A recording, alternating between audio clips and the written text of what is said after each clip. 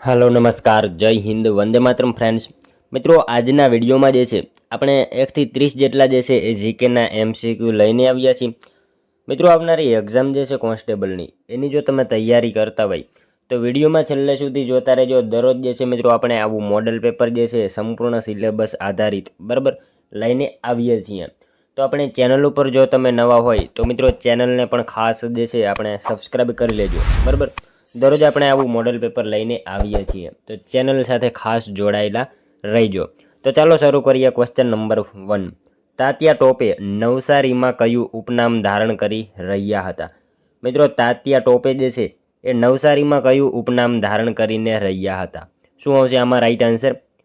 ટહેલદાસ બરાબર। Option D right answer બની જશે। અહીંયા ખાસ યાદ રાખજો તાત્યા ટોપે જે છે એ નવસારીમાં કયું તો ટહેલદાસ આ ઉપનામ જે છે ધારણ કરીને રહ્યા હતા। તાત્યા ટોપે નવસારીમાં કયું ઉપનામ તો ટહેલદાસ આ ઉપનામ ધારણ કરીને રહ્યા હતા। એમનું મિત્રો મૂળ નામ જે છે ને રામચંદ્ર પાંડુરંગ હતું બરાબર। એ બાબત પણ આપણને સાથે સાથે ખ્યાલ હોવી જોઈએ।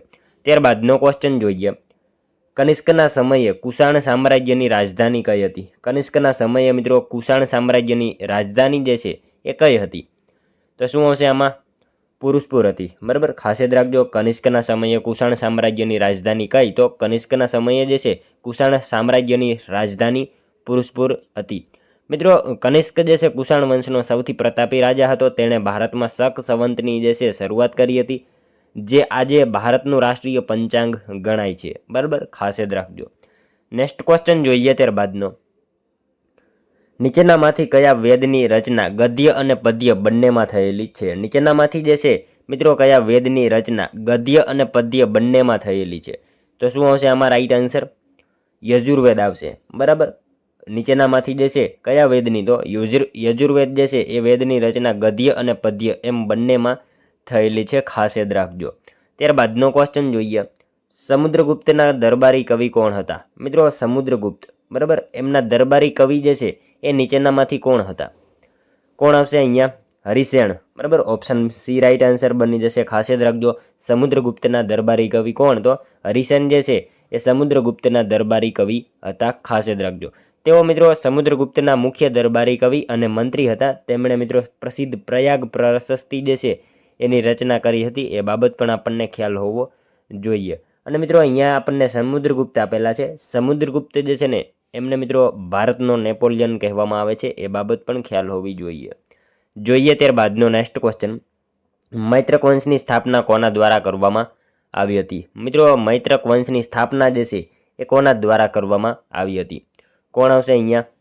ભટ્ટાર્ક બરાબર। ભટ્ટાર્ક જે છે એમના દ્વારા મિત્રો મૈત્રક વંશની જે છે એ સ્થાપના કરવામાં આવી હતી। મૈત્રક વંશની સ્થાપના કોના દ્વારા તો ભટ્ટાર્ક જે છે એમના દ્વારા મૈત્રક વંશની સ્થાપના કરવામાં આવી હતી।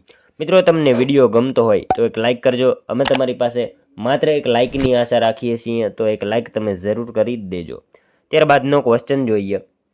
વિક્રમ સંવતનો આરંભ ક્યારે થયો હતો? મિત્રો વિક્રમ સંવતનો આરંભ જે છે એ ક્યારે થયો હતો? તો મિત્રો વિક્રમ સંવત બરાબર ઈસવીસન પૂર્વે 57 બરાબર। ખાસ યાદ રાખજો ઓપ્શન બી રાઈટ આન્સર બની જશે। વિક્રમ સંવતનો આરંભ જે છે ઈસવીસન પૂર્વે 57માં થયો હતો। ત્યારબાદનો ક્વેશ્ચન જોઈએ। પચ્ચીકમ જ્વેલરી મૂળ ક્યાંની છે? પચ્ચીકમ જ્વેલરી છે આ મૂળ ક્યાંની છે? મિત્રો ક્યાંની આવશે? પચ્ચીકમ જ્વેલરી જે છે ને એ કચ્છમાં આવશે બરાબર। કચ્છની છે પચ્ચીકમ જ્વેલરી મૂળ ક્યાંની તો કચ્છની છે પચ્ચીકમ જ્વેલરી। ત્યારબાદનો ક્વેશ્ચન જોઈએ। વિશ્વ બ્રેઇલ દિવસ તરીકે કયા દિવસની ઉજવણી કરવામાં આવે છે? મિત્રો વિશ્વ બ્રેઇલ દિવસની જે છે ઉજવણી ક્યારે કરવામાં આવે છે? તો ક્યારે આવશે? 4 જાન્યુઆરી બરાબર। ઓપ્શન ડી રાઈટ આન્સર અહીંયા બની જશે। ખાસ યાદ રાખજો વિશ્વ બ્રેઇલ દિવસની ઉજવણી ક્યારે તો વિશ્વ બ્રેઇલ દિવસની ઉજવણી દર વખતે જે છે 4 જાન્યુઆરીના રોજ કરવામાં આવે છે। ત્યારબાદનો ક્વેશ્ચન જોઈએ।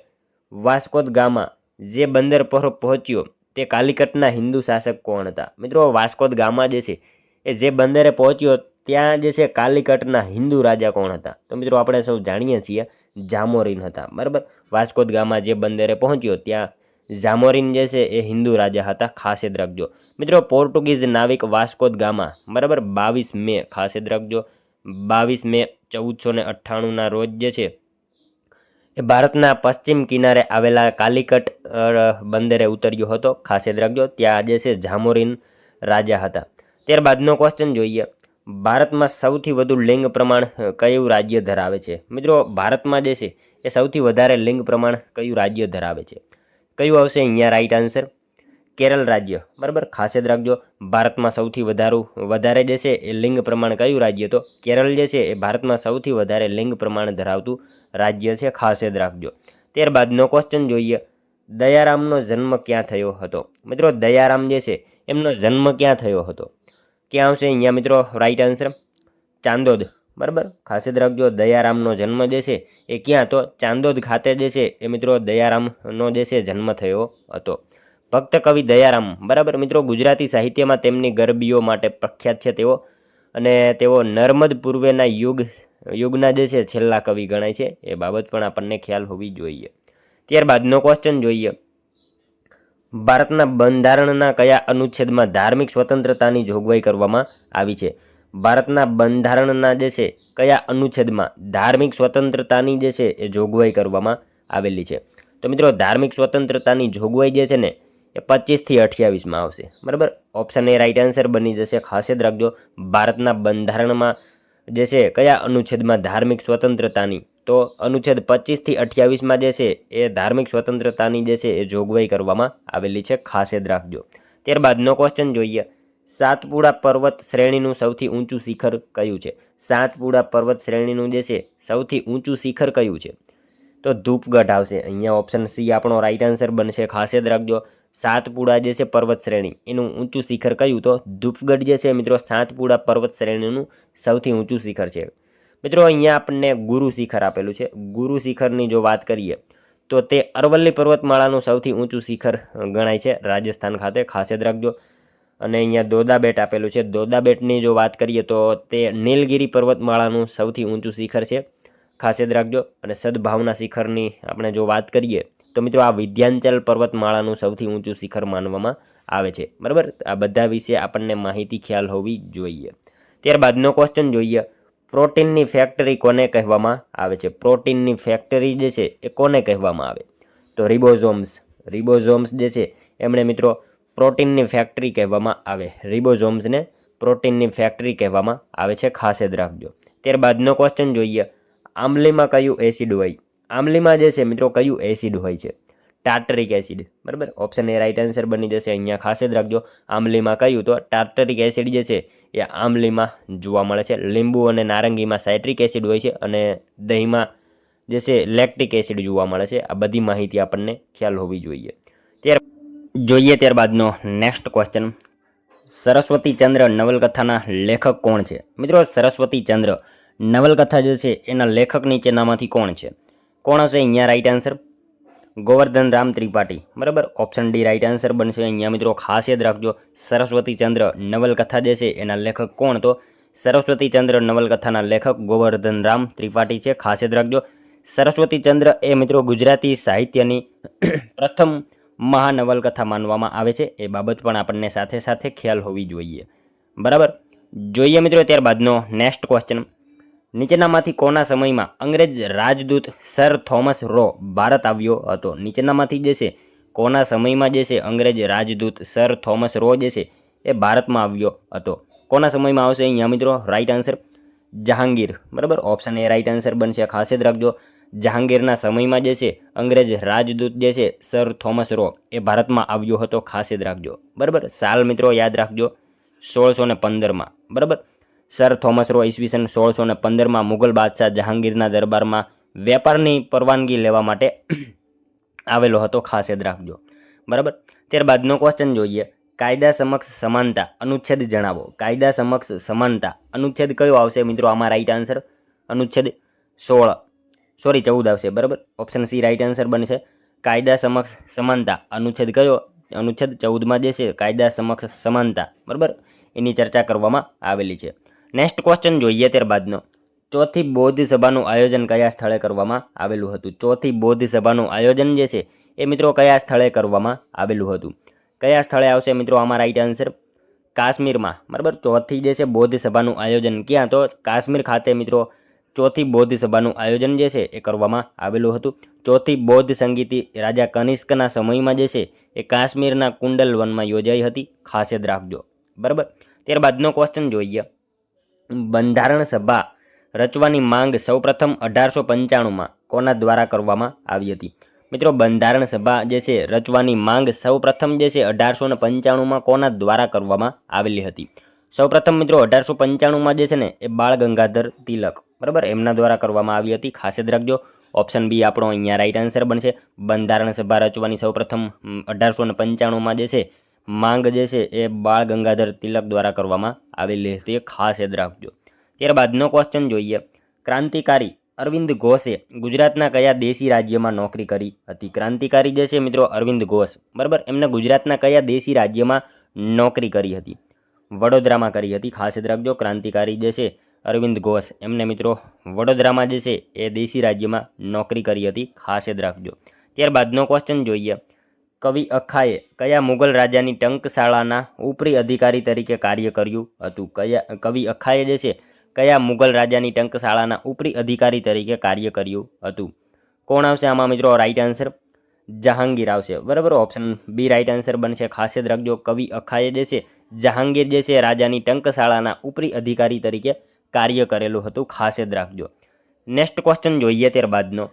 મેદાની વિસ્તારમાં નવા કાપની જમીન કયા નામે ઓળખાય? મિત્રો, સાવ ઇઝી ક્વેશ્ચન છે. મેદાની વિસ્તારમાં જે છે નવા કાપની જમીન જે છે એ કયા નામથી ઓળખાય? તો ખદર નામથી ઓળખાય છે. બરાબર, ખદર આવશે અહીંયા. ખદર નામથી ઓળખાય છે.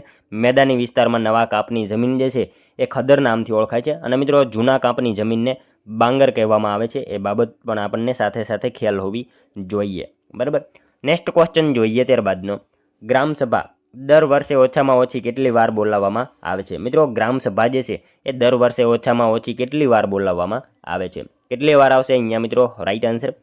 ગ્રામસભા દર વર્ષે ઓછામાં ઓછી 4 વાર. બરાબર, 4 વાર બોલાવવામાં આવે છે ગ્રામસભા દર વર્ષે ઓછામાં ઓછી. કેટલી વાર? તો 4 વાર જે છે ગ્રામસભા દર વર્ષે બોલાવવામાં આવે છે. ખાસ યાદ રાખજો.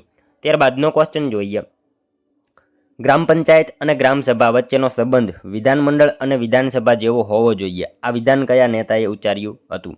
ગ્રામસભા અને ગ્રામ પંચાયત અને ગ્રામસભા વચ્ચેનો સંબંધ જે છે ને એ મિત્રો વિધાનમંડળ અને વિધાનસભા જેવો હોવો જોઈએ. આ વિધાન જે છે એ નીચેનામાંથી કોનું છે?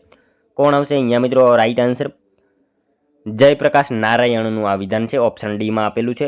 બરાબર, જયપ્રકાશ નારાયણનું આ વિધાન છે. ખાસ યાદ રાખજો. ગ્રામ પંચાયત અને ગ્રામસભા વચ્ચેનો સંબંધ જે છે ને એ વિધાનમંડળ અને વિધાનસભા જેવો હોવો જોઈએ. આ વિધાન જે છે એ જયપ્રકાશ નારાયણનું છે. ખાસ યાદ રાખજો. બરાબર. જોઈએ ત્યારબાદનો નેક્સ્ટ ક્વેશ્ચન. આણંદ રસરાજ એ કયા ફળની નવી જાત છે? આણંદ રસરાજ આ જે છે કયા ફળની એક નવી જાત છે? તો મિત્રો આ જાત જે છે ને કેરીની છે. બરાબર, કેરીની છે. ખાસ યાદ રાખજો. આણંદ રસરાજ આ જે છે એ કેરીની એક જાત છે. ખાસ યાદ રાખજો. ત્યારબાદનો ક્વેશ્ચન જોઈએ. કલકત્તામાં એશિયાટિક સોસાયટીની સ્થાપના સમયે બંગાળના ગવર્નર જનરલ કોણ હતા? કલકત્તામાં મિત્રો એશિયાટિક સોસાયટીની સ્થાપના સમયે જે છે એ બંગાળના ગવર્નર જનરલ જે છે એ નીચેનામાંથી કોણ હતા? કોણ આવશે? વોરન હેસ્ટિંગ હતા. બરાબર, ઓપ્શન સી રાઈટ આન્સર બનશે. ખાસ યાદ રાખજો. કલકત્તામાં જે છે એશિયાટિક સોસાયટીની સ્થાપના સમયે બંગાળના ગવર્નર જનરલ વોરન હેસ્ટિંગ હતા. બરાબર મિત્રો, એની સ્થાપના જે છે ને આ એશિયાટિક સોસાયટીની સ્થાપના 15 જાન્યુઆરી, બરાબર, 15 જાન્યુઆરી 1784માં એની સ્થાપના થઈ હતી. ખાસ યાદ રાખજો. એશિયાટિક સોસાયટીની સ્થાપના જે છે એ 15 જાન્યુઆરી 1784માં જે છે એની સ્થાપના થઈ હતી. અને એના સ્થાપક જે છે સર વિલિયમ જોન્સ. બરાબર, એ બાબત પણ આપણને ખ્યાલ હોવી જોઈએ. જોઈએ મિત્રો ત્યારબાદનો નેક્સ્ટ ક્વેશ્ચન. ગુજરાત રાજ્યની સ્થાપના વખતે કુલ કેટલા જિલ્લા અસ્તિત્વમાં આવ્યા હતા? મિત્રો, ગુજરાતની જે છે સ્થાપના વખતે કુલ કેટલા જિલ્લા અસ્તિત્વમાં હતા શરૂઆતમાં? તો મિત્રો આપણે શું જાણીએ છીએ કેટલા આવશે? 17 આવશે. બરાબર, ગુજરાત રાજ્યની સ્થાપના સમયે જે છે એ કુલ 17 જિલ્લા જે છે અસ્તિત્વમાં આવ્યા હતા. ત્યારબાદ જે છે એ ધીમે ધીમે બધા અલગ અલગ જિલ્લાઓની રચના કરવામાં આવી હતી. શરૂઆતમાં 17 જિલ્લા હતા. ખાસ યાદ રાખજો. નેક્સ્ટ ક્વેશ્ચન જોઈએ ત્યારબાદનો. ગુજરાતી નાટક અને રંગભૂમિના પિતા તરીકે કોને ઓળખવામાં આવે છે? મિત્રો, ગુજરાતી નાટક અને રંગભૂમિના પિતા તરીકે જે છે એ નીચેનામાંથી કોને ઓળખવામાં આવે છે? કોણ આવશે અહીંયા? રણછોડલાલ ઉદયરામ દવે. બરાબર, ઓપ્શન બી રાઈટ આન્સર બનશે. ખાસ યાદ રાખજો. ગુજરાતી નાટક અને રંગભૂમિના પિતા તરીકે કોને? તો રણછોડલાલ ઉદયરામ દવે જે છે એમને ગુજરાતી નાટક અને રંગભૂમિના પિતા તરીકે ઓળખવામાં આવે છે. ખાસ યાદ રાખજો. નેક્સ્ટ ક્વેશ્ચન જોઈએ ત્યારબાદનો.